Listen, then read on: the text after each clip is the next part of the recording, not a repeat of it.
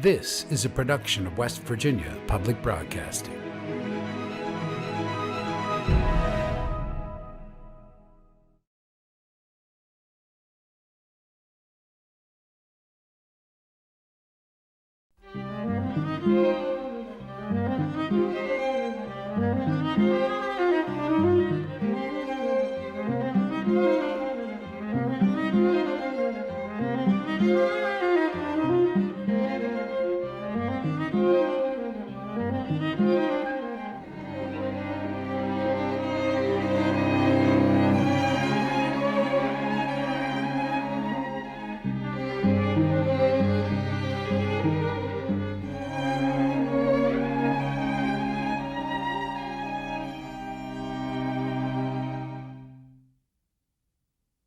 In most small towns, there's usually at least one family whose wealth and influence makes them stand apart from the rest of the community.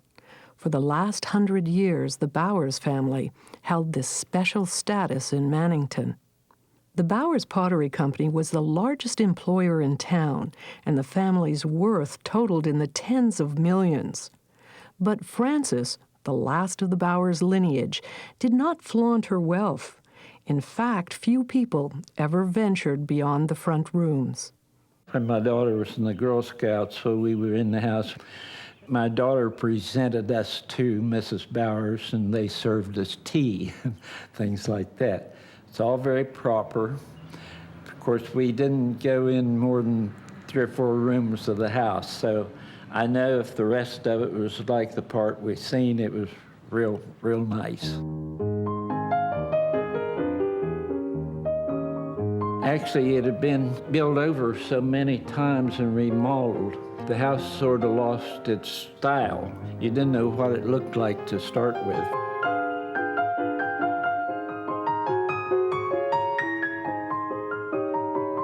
I'm from Mannington. I live 6 blocks away.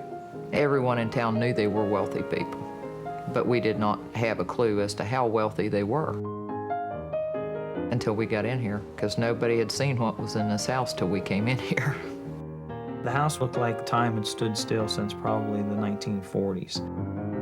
The purchasing of all the items in the house were done mostly in the 19-teens through 1920s, and some probably still through the 30s, but there was not much purchase after Mr. Bowers passed away in the 40s. You know, most people, when someone passes away, you go in and clean out their closets, their drawers, and you move on, and you either sell it or you dispose of it, and they never did that with anyone. Everything from all the daughters and everything was always kept. They never threw nothing away. Everything's there. They left the rooms just like they was when they was living. There was a safe in nearly every room in the house. There were 9 safes in everybody's personal room. Everybody in their bedroom had a safe, plus the main house safe, and then there was the safe that all the dining room, like the silver and those items, would stay in. But the one that I found most exciting was when we did the grandmother's safe, because that's where all the real good mine-cut diamonds were. I mean, you open that safe and there lays all these diamonds and wrapped in their little blue velvet containers, and just like on a treasure hunt.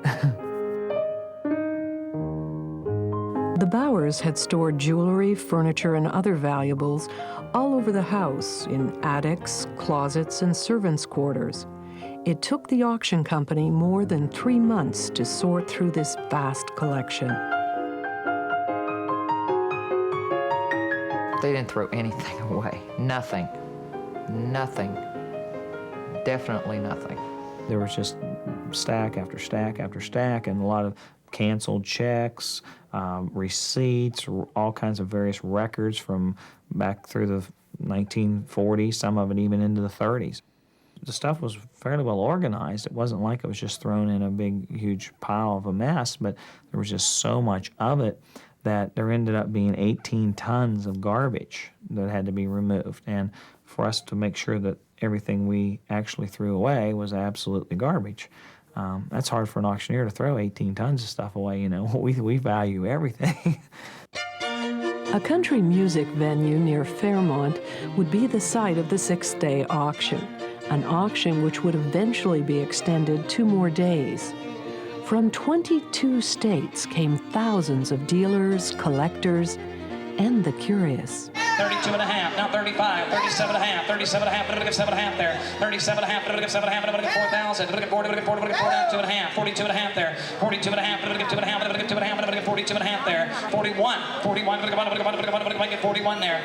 4 grand, 1, it'll get 1, it'll get 41, it'll get 41, it'll get 41, it'll get 41, it'll get 41, it'll get 41, $100 bill.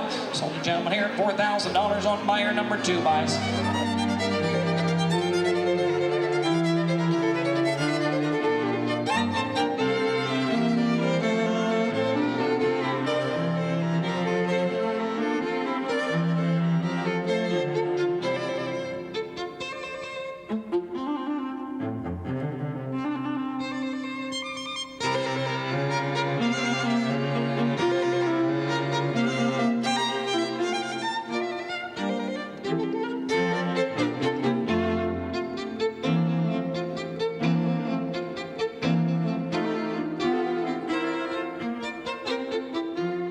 Anytime you see 96 Oriental Rugs coming out of one home, it's pretty significant.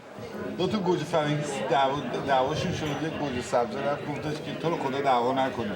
گوجه قرمز به گوجه سبز گفت برو سید دخالت نکن. I think I counted over 30-some rug dealers that were here, and I know I missed a few, so there were quite a few of the dealers from New York, New Jersey, from overseas. 6,000 on it, we're going to give 6 here, we're going to give 6, we're going to give 6 here, 57 and a half. They'll clean them and moth-proof them and possibly do some repairs with the ones that are able to be repaired.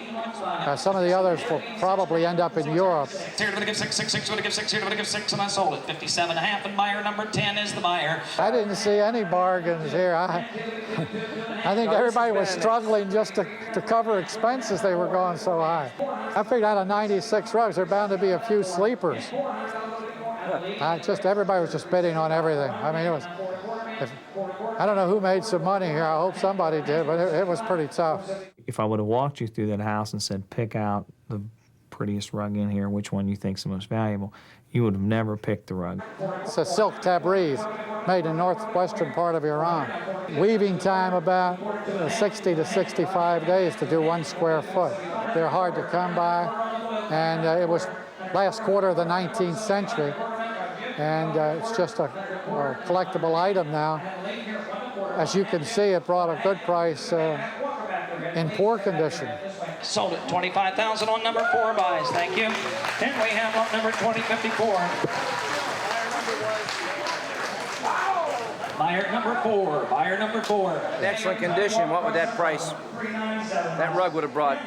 Easily 40 to 50,000 wholesale, and possibly, 75 to 100,000 retail, had it been in pristine condition. This is a beautiful barrel silhouette dress. It's fully beaded. It has a dropped waist, and that's standard of from 1919 to 1929. It's really ornate and it's highly collectible.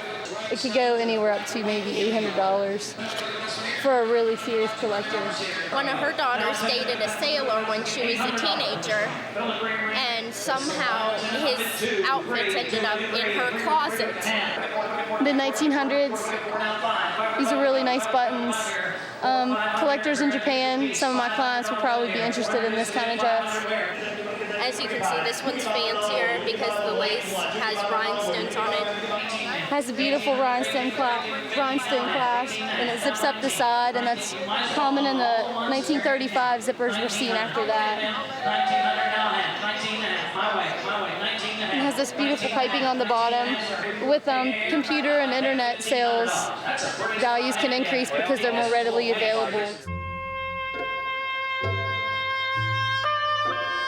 These maps were printed in London, but the surveying was done in Virginia by Thomas Jefferson's dad, Peter Jefferson, and Fry. It took about a year to do this, and they carried it back to London, and these maps were produced in 1751, 52, 53, and 55. In 1775, when this particular map was produced, Thomas Jefferson has seen a need for maps for the state of Virginia. He apparently, I understand, financed the reprinting of this particular map I've owned 2 others in the past, in the last 2 or 3 years. So this is the 3rd one that's came up, and it's sort of surprising that they're popping out like this. But they're all the 75 issues, so apparently there was quite a few. That was Tom Sawyer and Alice in Wonderland, both in the same box. And I think that box went for about $10. So I'd say that one's a treasure. We're just in the let's acquire a library stage, not in the let's sell it for profit. And they're off to Maryland. There's something bittersweet about an estate auction. How is it that so much of a person's life can end up on folding tables for anyone to look at and buy? But then you think how silly it is that we spend so much of our lives just accumulating stuff. You're pondering these great questions when you catch sight of a Maxfield Parrish. It couldn't be an original, could it?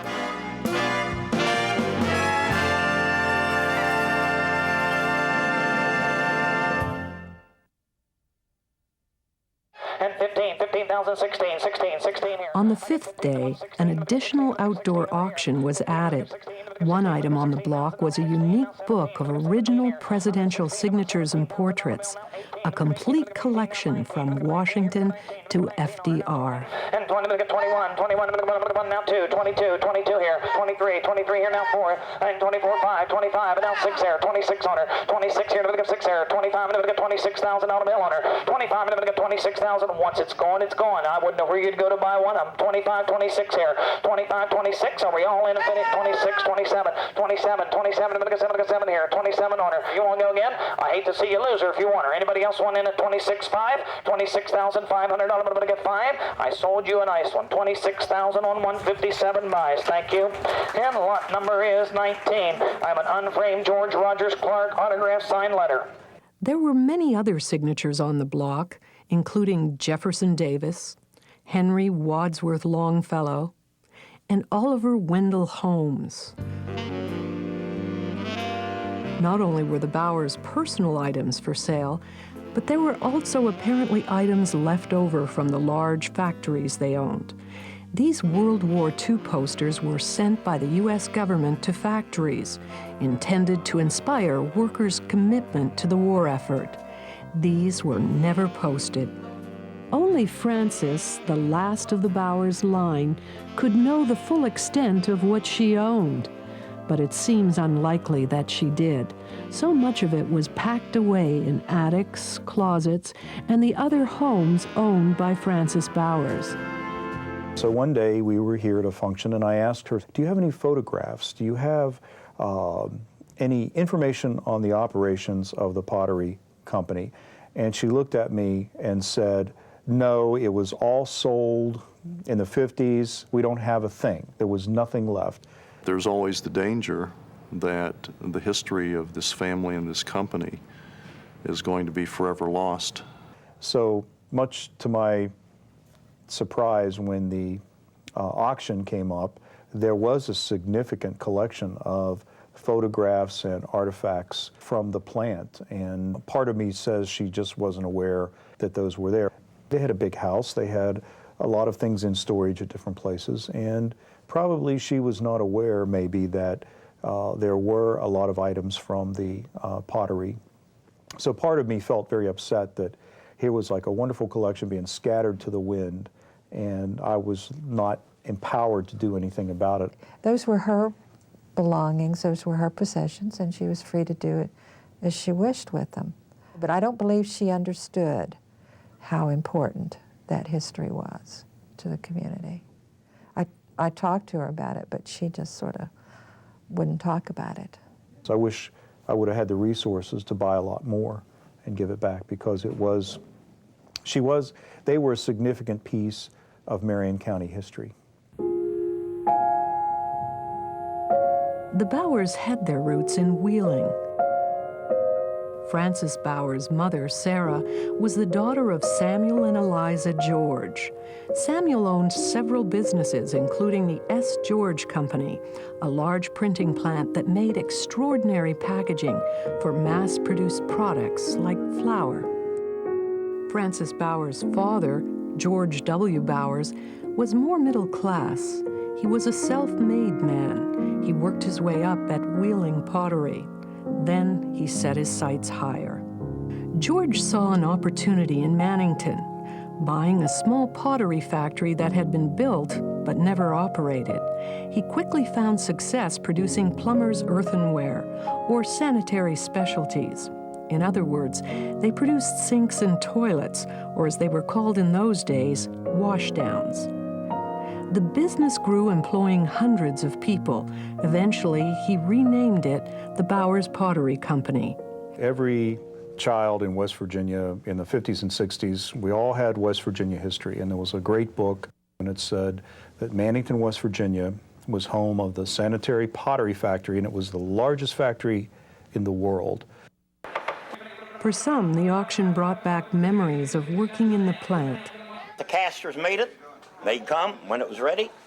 They'd pick them up, put one on. They had these flat top caps, put one on top of the head, one in their hands, and they'd go through doors, kick the doors open, down a flight of stairs, out to the kiln, several hundred feet, you know, hauling that ware. Back and forth, back and forth. It's called hustling ware. That was a tough job. Carrying that ware, the green ware, up those steps and down or wherever was a job. You know you've been someplace at the end of the day. It was a hot place. Oh, it was a busy place. Yeah, those kilns were hot. Sure. That ware was so hot it would burn your arms. You had to have a rag or something to put under it. That's when they had, I believe it was 18 stand-up kilns, you know. They called them uprights. Later they went to the tunnel kilns several years later. That's one of the best experiences I ever had working there in the Mannington Pottery. I had such a good feeling toward the people and toward Mr. Bowers. I still have great respect for him. Brilliant and honest and just such good character. When you can make $23 million in the Depression years and after, you got to be a good thinker. There were other people that were wealthy in Mannington because it was during and after the oil and gas boom. And there were several millionaires in town at that time.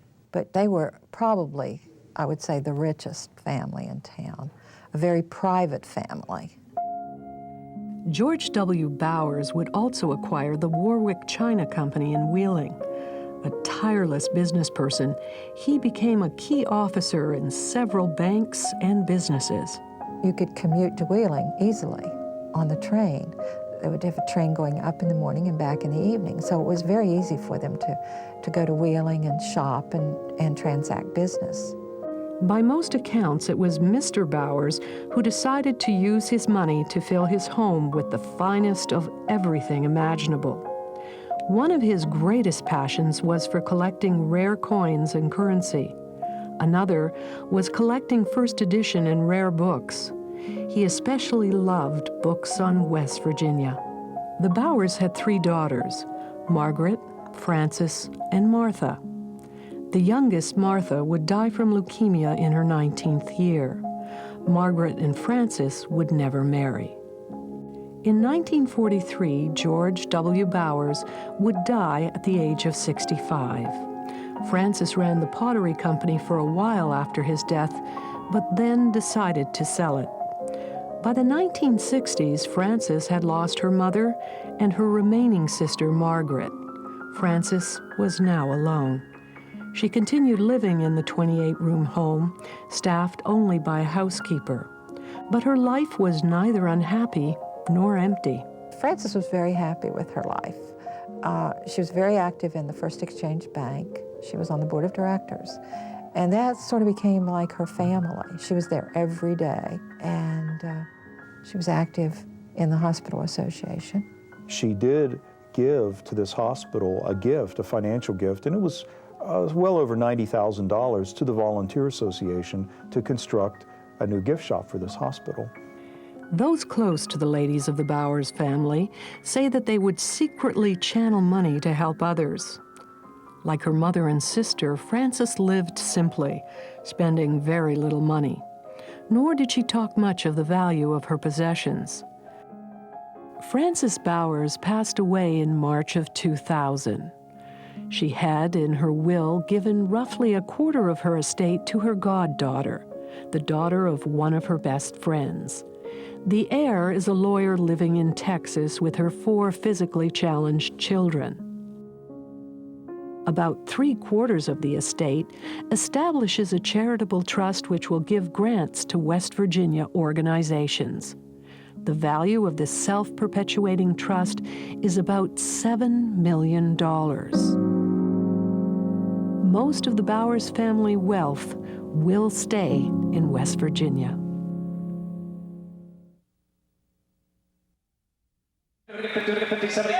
High bidding at the auction continued setting new records. There was the Steiff teddy bear that went for $12,000. A Pikes Peak $20 gold piece sold for $33,000. And the winning bid on this ring with 3 large mine-cut diamonds, $13,000. A James Polk campaign flag went for $15,500. And at $9,000, this Tiffany tea set seemed like a bargain. 650 items a day for 6 days plus cleanup. That's a lot of lots. That's not just singular items, that's lots of items. That may be 24 in a lot. So we're looking at a lot of stuff.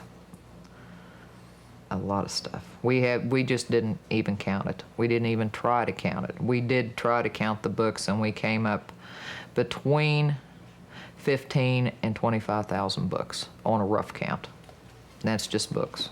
Any good bargains today? It was pretty expensive. I still don't know how my husband paid less and got more than I, who paid more and got less. Probably the nicest piece that I bought was the complete record of the trials of Aaron Burr, done in 1805. Now here's what I really wanted. I picked up 3 volumes of Atkinson's Casket. This is an 1830 edition of the Book of Mormon by Joseph Smith Jr. It's the oldest edition of Book of Mormon I've ever seen. The biggest deal was $44,000 for the Book of Mormons. It was incredible. All I know is that I had to wipe my jaw after it scraped the floor. One just sold in Chicago at auction about 2 weeks ago for $46,000.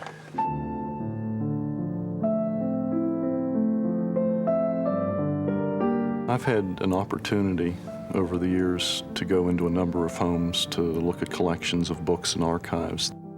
Comparing the ones I've seen to this one is certainly the largest by far in quantity. The quality of the material in it was exceptional as well. The item that I found very interesting about the library, I've talked to people in the Mannington area, and they say that he would open his own personal library up for children to come in. There was no librarian or no one watching them or anything. They just came in, took a book and signed it out. There was like a little register where they signed their book out, and then the next week, the same day, you'd come back and bring that book back and mark off that you brought it back and get another book if you liked.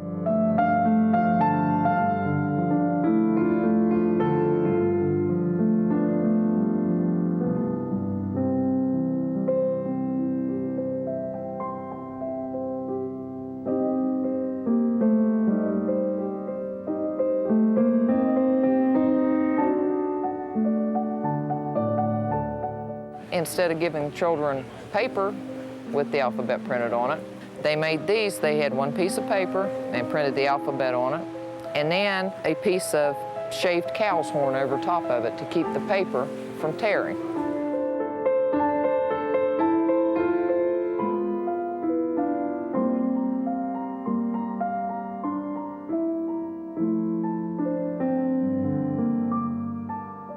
The West Virginia books alone pretty much covered everything that was printed and available throughout the 19th century and the early 20th century. Many of the books I had never seen before.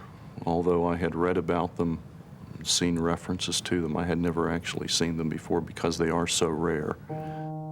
The collection was so exceptional that Harold Forbes sought special approval to bid on behalf of the WVU Library. He shows us a few of his important buys for the rare book collection. This is a guide to the Ohio and Mississippi rivers in 1850. It provides maps of every mile anything that a person navigating the river needs to know about in order to get their boat safely down the river. And it shows a little bit of wear, but is in remarkably good condition. Quite an acquisition for the West Virginia collection. This is a narrative of an expedition that a group of friends took into what they call the land of Canaan, what we call Canaan Valley. It's a fascinating chronicle. It's full of humor, detailed description of what the wilderness was like in the mid-19th century in West Virginia's mountains. Although the books were rare, there may have been other, more historically significant artifacts. The Bowers Pottery Company documents, photographs, and prints would have been important to keep together as an historic collection for researchers. The long-range benefit is that somebody can come in next week, next year, next decade, next century, perhaps even next millennium, and the materials will still be there, they'll still be usable, and they'll still be accessible. That's particularly important with unique materials. Well, but to give you an idea that they did not value what they had accumulated in that house, someone that is involved with the settlement of this estate, one of the people in the accounting area of the settlement, said that she had told him there was around $50,000 worth of stuff in that house. And we sold one single item for nearly that much. I mean, I think it had just got beyond them what had been stashed in there. I knew Frances, and it bothered me to get in her drawers and go through her drawers. But they send me and it has to be done, so, and it does bother you. And you just wonder, you learn a lot about a person when you go through their stuff, a lot. You understand why they did what they did a lot of times by the time you leave that house. Was this what Frances Bowers had imagined would happen after her death? She told many people that this was just a lot of old stuff, and those who knew her said she didn't see the historical importance of all this. Even though the estate has now been broken up, at least these thousands of items, hidden away for so long, are now in the hands of people who value them. Our heritage goes head to head with capitalism every day. This day was no different, for this was West Virginia's sale of the century.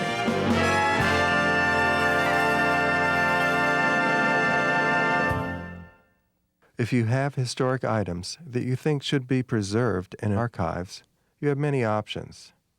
The largest archives for historic documents and images are the West Virginia State Archives at the Cultural Center in Charleston, the West Virginia and Regional Collection at WVU, and special collections at Morrow Library at Marshall University.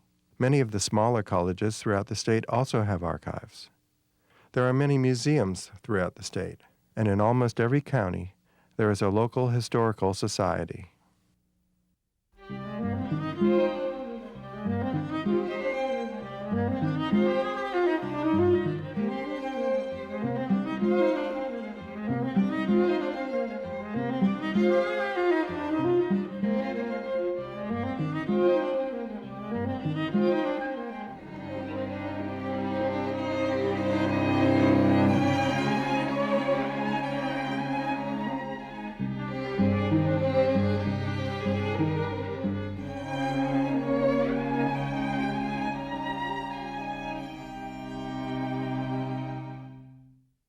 This is a production of West Virginia Public Broadcasting.